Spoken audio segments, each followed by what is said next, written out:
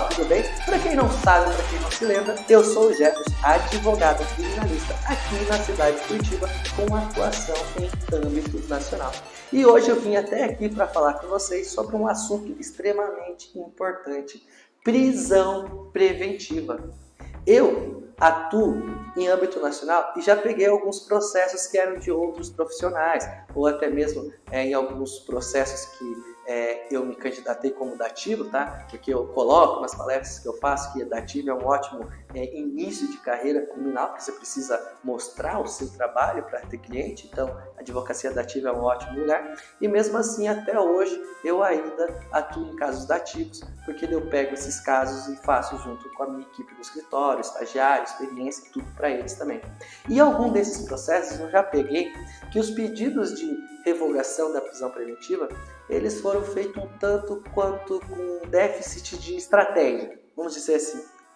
Então, o que eu vou fazer hoje? Eu estou fazendo essa aula hoje para explicar para você a natureza jurídica, a essência da prisão preventiva, para que vocês entendam de maneira clara e precisa o que é o Instituto da Prisão Preventiva, para que assim fique mais fácil você, conhecendo ela, conseguir o êxito na revogação, seja por meio do pedido de revogação ou do habeas corpus, tá? Se você está assistindo essa aula pelo YouTube, isso mesmo, alunos, essa aula vai estar disponível no YouTube, mas fique tranquilo, para vocês que compraram o curso, não vai ser a aula completa, o módulo completo. Para vocês que são do YouTube e não estão entendendo, eu tenho uma turma, eu tenho um curso, Desvendando a Lei de Drogas, onde lá você faz a sua inscrição e tem 2 anos de acesso ao curso e você sai, ao assistir todas as aulas, especialista na Lei 11.343. Isso mesmo, você sai preparado para atuar em qualquer processo que verse sobre o tráfico de drogas. Porque lá nesse curso eu esmiuço a lei de tráfico de drogas, artigo por artigo. Eu tenho um módulo de precificação e contrato, que te ensina a fazer contrato, como da precificação.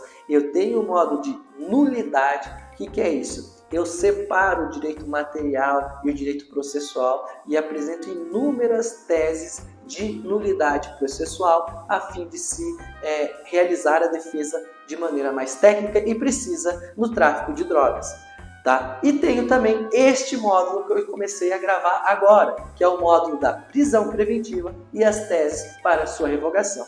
Então, neste módulo, vocês vão acompanhar para que serve a prisão preventiva, quando ela pode ser decretada e as suas possibilidades, requisitos para se seja decretada. Não sendo cumpridos esses requisitos, você pede a revogação.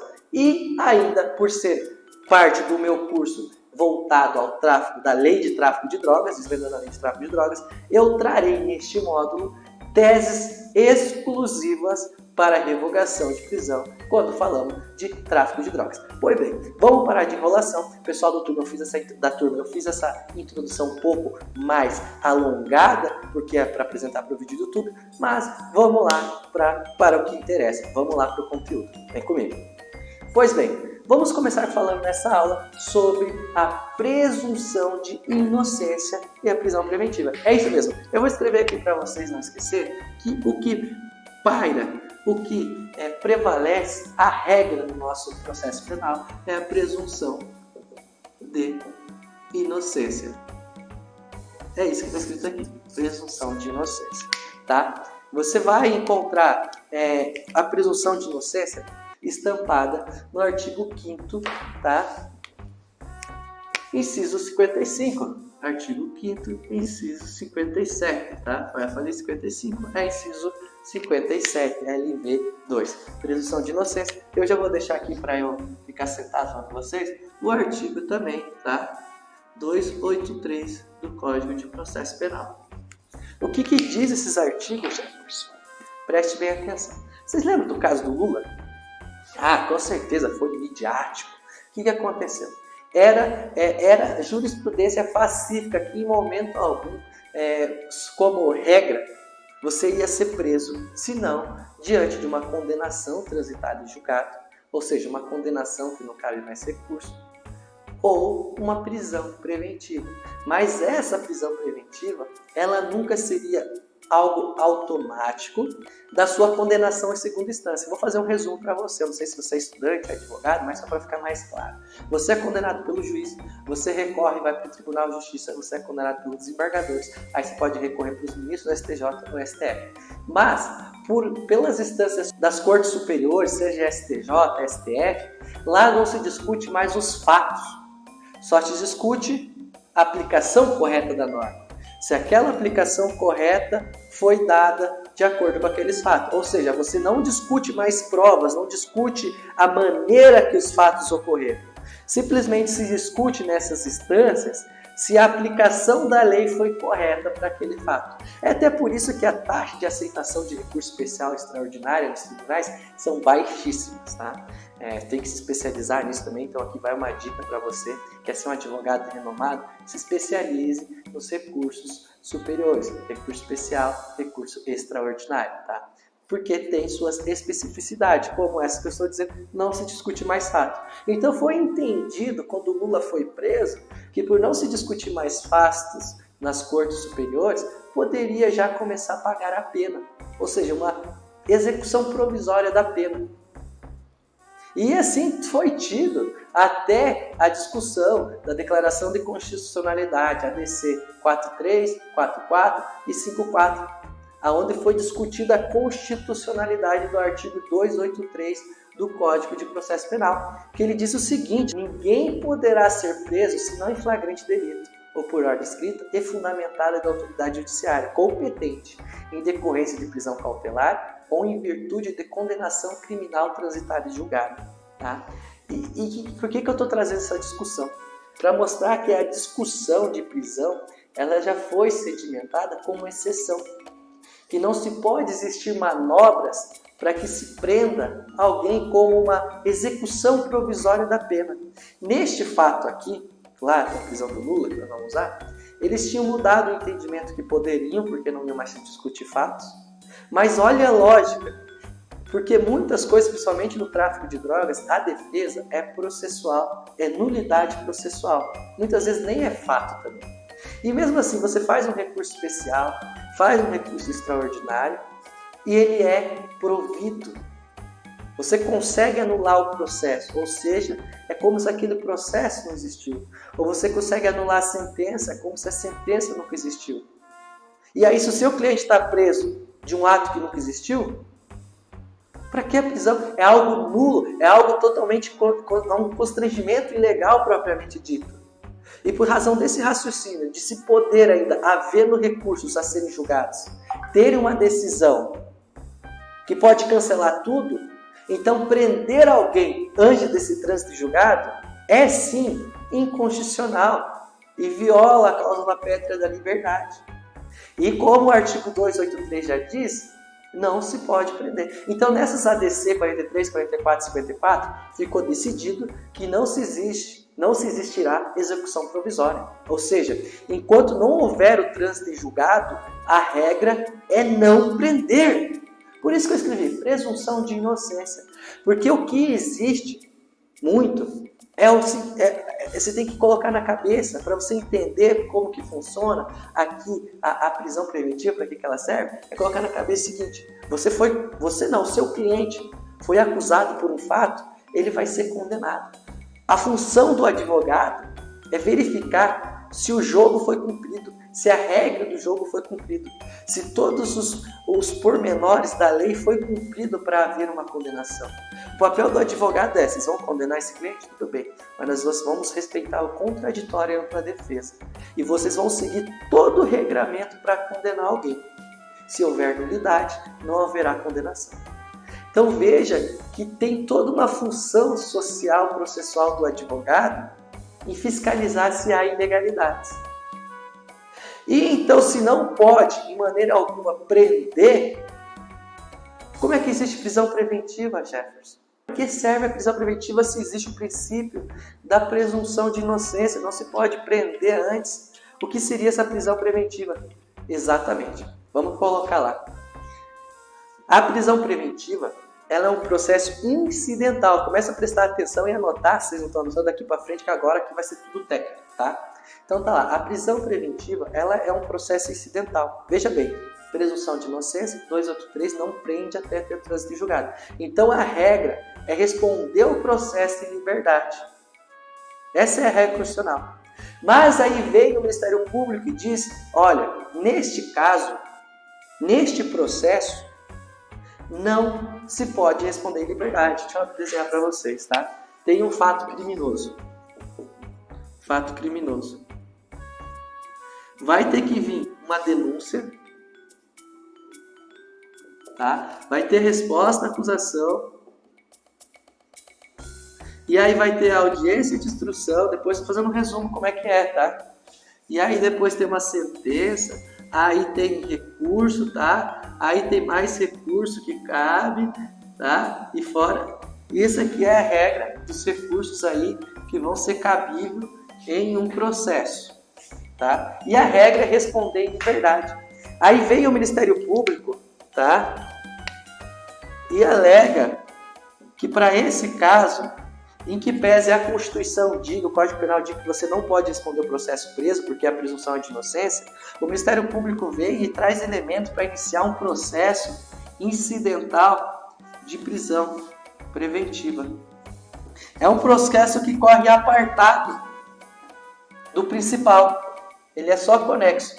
Ou seja, independente do que aconteça aqui no processo principal, vai ter que ter denúncia, vai ter que ter resposta à acusação, vai ter audiência, vai ter todos os recursos. E aqui, neste processo, no processo principal, nesse processo principal não se discute se ele fica preso, se ele deve ficar preso. Nesse processo principal não se discute se ele deve ficar preso, se discute onde? No processo incidental. E no processo incidental não se discute se ele é culpado ou não. Esses macetinhos aqui, você entender para que serve cada processo, é essencial para você saber como redigir a sua peça. Porque, como eu sempre falo, a peça é uma carta para o juiz, você conversa com o juiz, então você tem que entender o procedimento, entender aonde fica cada situação. E na aula que nós iniciamos hoje, nós vamos falar do processo incidental apenas. Do processo que o Ministério Público pediu a prisão, do processo que foi decretada a prisão já preventiva dele. Tá? E aqui vocês têm que fazer um adendo, tá? Porque assim, se teve o flagrante, o recurso vai usar relaxamento de prisão em flagrante. Se já teve ali, foi ratificado o flagrante, foi para audiência de custódia, você vai fazer a audiência de custódia, mas o pedido que cabe é relaxamento da prisão também. Após a audiência de custódia, o juiz vai converter ou não em flagrante. O juiz vai converter ou não a prisão em flagrante em preventiva. E aí começa a caber os pedidos de prisão preventiva, se não for o mesmo juiz que fez essa homologação do flagrante e a conversão em preventiva, você faz a revogação para o juiz. Se for o mesmo juiz, já é passível de habeas corpus, tá? Mas eu preciso que vocês entendam, então, e fique fixado o que é cada momento processual e qual que é o momento processual que nós vamos conversar, tá? Aqui no nosso caso, quando nós estamos fazendo um curso de tráfico de drogas, vamos imaginar que o fato foi aqui a acusação do artigo 33, tá? Tráfico de drogas, ele estava portando drogas. E aí portaram drogas, acharam o caso que nós vamos estudar daqui para frente, porque na última aula de passar as teses, tá? Então aqui, estava andando, portando droga, encontraram no seu bolso 2 gramas de crack, ele estava muito nervoso e entraram na casa dele e encontraram mais 100 quilogramas de maconha. Tá? Esse é o caso que nós vamos usar como exemplo quando eu chegar na parte das teses. Tá? Então, o Ministério Público pode vir no processo e ali, alegando o artigo 282 do Código de Processo Penal, tá? As medidas cautelares, o que ele vai alegar? Ele vai alegar a necessidade da aplicação da lei penal. Tá? Coloca na tela aqui para eu ler o artigo, editor, com todo mundo. Tá? Artigo 282 do Código de Processo Penal. As medidas cautelares previstas nesse artigo deverão ser aplicadas observando-se a... Então anota aí. o primeiro requisito, tá, para você poder se falar se naquele caso é necessário ou não a prisão preventiva, tá ali no inciso 1 do artigo 282. Necessidade para aplicação da lei penal, para investigação ou instrução criminal e nos casos expressamente previstos para evitar a prática de infração penal. Então você anota ali, para aplicação da lei penal, tá?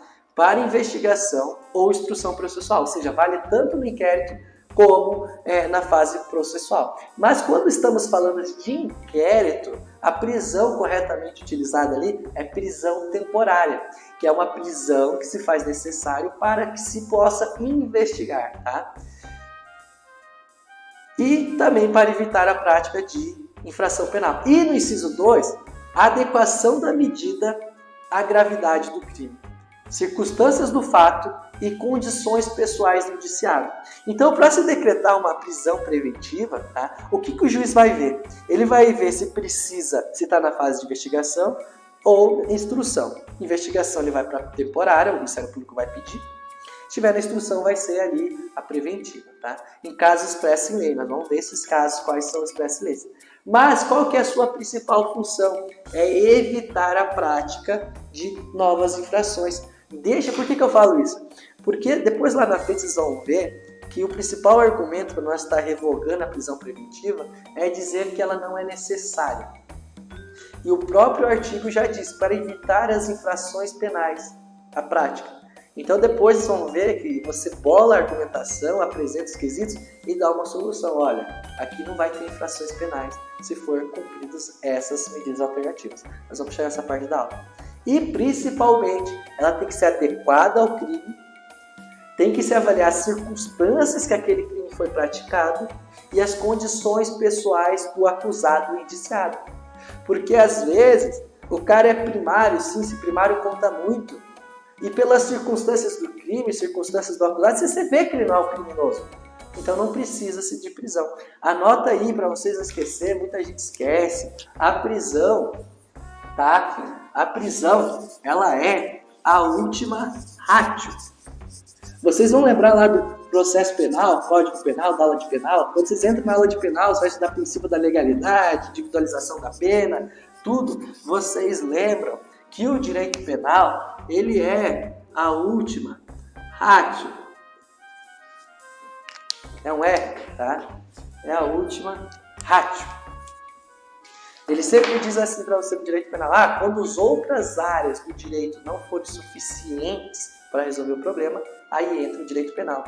E dentro do direito penal, a prisão é a última ratio. O direito penal vai tentar resolver de todas as maneiras, ter o princípio da presunção de inocência, de responder em liberdade. Se caso se ver necessário que você é perigoso em sociedade, a prisão última ratio ainda tem medidas alternativas da prisão, que nós vamos ver, tá? E aí, nesse artigo 282, ali no seu parágrafo 6º, eu chamo a atenção também para a leitura, porque aqui eu começo a apresentar para vocês já algumas saídas de argumentação da prisão preventiva. Olha aqui, presta atenção como é que vai ser essa aula, como é que está sendo essa aula. Eu te apresentei o que é um processo, tá? Eu te apresentei que a prisão é a última ratio, mas a prisão preventiva ela existe, mesmo sendo a última ratio, e vai ser possível em alguns casos. Então vocês têm que entender primeiro o que é processo incidental principal e o segundo, quando essa prisão é cabível. E eu já comecei a apresentar para vocês. A aula vai ser explicando quando cabe a prisão preventiva e os seus requisitos. Porque você precisa conhecer todos os requisitos da prisão preventiva. Por quê? Quando você estiver avaliando uma decisão de prisão, se você vê que faltou um requisito, é ali a tua argumentação. Porque eu já expliquei, o advogado é fiscal da lei. Para se condenar, para se prender, tem que cumprir todos os requisitos. Se não cumprir um requisito, é ilegal a condenação, é ilegal a prisão. E você, advogado, é assim que você fundamenta seu pedido. Olha, para a prisão preventiva, tem esses requisitos. E no presente caso, esse requisito não se mostra existente. Não existe no caso, então não cabe a prisão preventiva. E é assim que revoga. Então vai lá, coloca na tela, editor, o parágrafo 6º do 282. Tá? Ele diz assim, a prisão preventiva, anota, somente será determinada quando não for cabível a sua substituição por outra medida cautelar, observado o artigo 319 do Código. E o não cabimento da substituição por outra medida cautelar deverá ser justificada de forma fundamentada nos elementos do caso concreto, de forma individualizada. Então anota aqui. Anota. A prisão preventiva, ela é a última ratio, tá? O 282, ela traz ali no inciso 1, inciso 2, os seus requisitos genéricos. O parágrafo 6º, ela deixa claro que é a última ratio e que antes da prisão tem que verificar se não é cabível nenhuma medida alternativa do 319 do CPP. E lá começa no inciso 1º, comparecimento e juízo, vai até o inciso sei lá o quê, mas o inciso 9, que é o mais usado, monitoramento eletrônico. Vocês têm que ter na cabeça de vocês que a prisão é a última ratio. E ela só vai ser decretada quando nada mais for suficiente. E muitas vezes o juiz vai dizer assim que, eu não sei onde o acusado está, ele vai continuar praticando crime. Você vem aqui e faz o seguinte, você abre uma tabelinha lá no seu pedido de revogação e diz, o juiz disse que o motivo da prisão é a sua localização. Normalmente é a garantia de ordem pública, a gente vai falar disso, tá?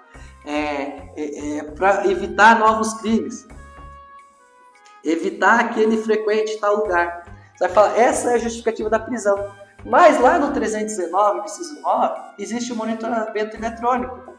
E o monitoramento eletrônico, ele vai ser suficiente. Você faz 3 tabelinhas. O que o juiz disse, tá? Por que ele fundamentou?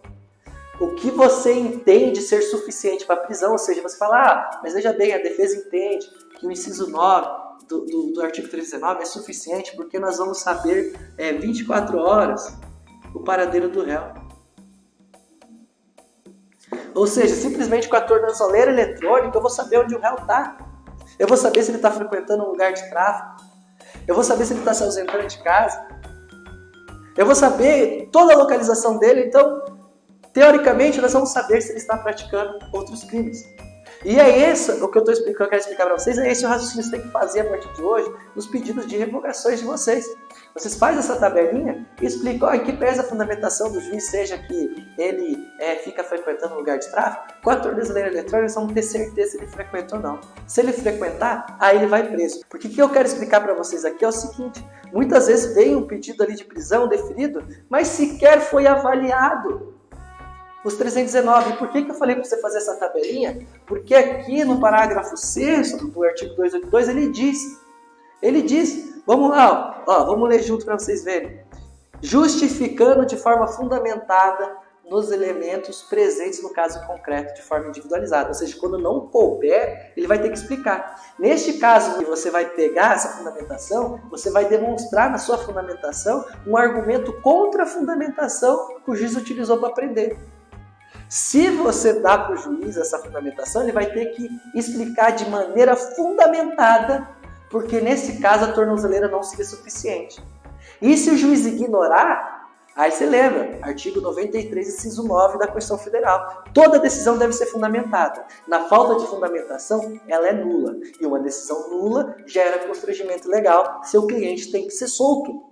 Tá? Eu estou explicando passo a passo de como funciona, como é que surge a prisão preventiva, os requisitos, para vocês entenderem e já irem pegando os pontos de combate contra o decreto prisional. Para você, ele não explicou por que não cabe 319, então ele não fundamentou. 93, inciso 9 da Constituição Federal, vamos dar a chance dele fundamentar. Se não fundamentar, é nula, tem que soltar. Tá? Então vamos lá. Então vocês fiquem bem claros. 319 é regra. Se o juiz decretou a prisão preventiva, ele tem que dizer que por que naquele caso o artigo 319 não é suficiente. E está aí a fundamentação para vocês, tá? E aí, eu vou citar para vocês agora uma decisão do STJ, tá? É o agravo regimental 651-550, do Antônio Saldanha, 25 de maio de 2021, tá? É recente, tá? E esse julgado diz o seguinte: O juiz, ao decretar a prisão preventiva, ele deve observar a progressividade das cautelares. Ou seja, ele deve observar a regra da progressividade das cautelares de natureza pessoal. Ou seja, impor uma avaliação de todas as possibilidades, a fim de evitar a cautelar extrema da prisão. Ou seja, ele vai ter que argumentar. Nesse caso, comparecimento pessoal não serve. Neste caso, caçar, se negar não serve por causa disso. E a tornozeleira eletrônica que seriam, veja bem, vai aumentando. Você vai ler ali o artigo 319. Comparecimento, final de semana, horário, chega no monitoramento eletrônico. Depois do monitoramento eletrônico é a prisão. Até porque andar com aquela tornozeleira no pé causa prejuízo sim para o acusado. Pensa naquele acusado que é inocente. Querendo ou não, a imagem dele foi danificada em razão daquele uso da tornozeleira. Então, o uso da tornozeleira também não é aqueles mil maravilha. Ela também só vai ser decretada, o uso da tornozeleira, se a única coisa que for possível é a prisão. Prisão tornozeleira. Então, a tornozeleira é prisão última rádio. Mas se outros meios cautelares forem suficientes, sem necessidade da tornozeleira, também não usa tornozeleira, tá? Então você, quando você for fazer o seu pedido de revogação, você vai lá, começa citando esse julgado, falando, tem que observar a progressividade das cautelares, você apresenta o artigo 319, e é tão verdade que o artigo 286, inciso 6, diz que a prisão última rádio, que nesse caso tem que se demonstrar a ineficiência das cautelares diversas da prisão. E é assim que você vai fundamentando o seu pedido de revogação. Então, com esse raciocínio que eu acabei de explicar, bem simples, você já começa a prontificar, a elaborar seu pedido de revogação da prisão preventiva. Veja, aqui no meu curso é aula prática, tá? Eu estou explicando como é, já trazendo os argumentos da lei, mas isso aqui que eu estou falando, você já tem que estar entendendo por quê. Se você pegou um pedido de prisão preventiva e viu que ele está fundamentado na garantia de ordem pública porque ele vai ficar cometendo novos crimes. Tá, mas e a fundamentação? Então você vem e já traz, o artigo 93, inciso 9 da Constituição diz que todas as decisões devem ser fundamentadas sob pena de nulidade. Sendo considerada uma decisão nula, ela causa constrangimento ilegal ao cliente, que deve ser posto em liberdade, tá? Mas por aí. E observado o presente caso, nota-se que as medidas alternativas da prisão, quais são as medidas cautelares do artigo 319, elas se fazem suficiente no presente caso, vejamos. E aí você apresenta a fundamentação do juiz e a solução do 319, dizendo que o uso da tornozeleira seria suficiente para aquele problema levantado pelo juiz.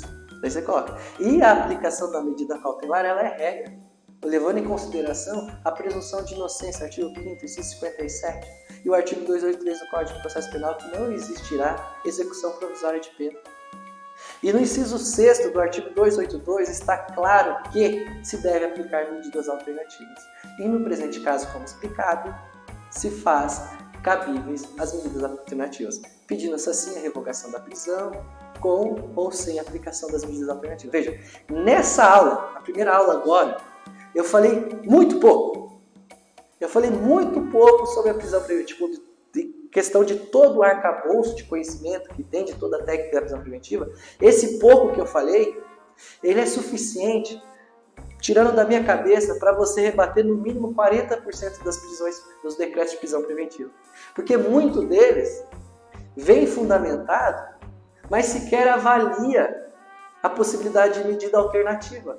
E está no código, é regra avaliar se cabe o 319, que a prisão é a última rádio, tá? Então, eu vou encerrar aqui essa primeira aula. A segunda aula eu vou começar falando que o mandado de prisão ele não é mandado de busca, mas aqui eu encerro a primeira aula com vocês. Eu espero que vocês tenham entendendo o conteúdo, tenham gostado do conteúdo, e essa foi a nossa primeira aula sobre prisão preventiva. Aguardo vocês na próxima aula. Vem comigo.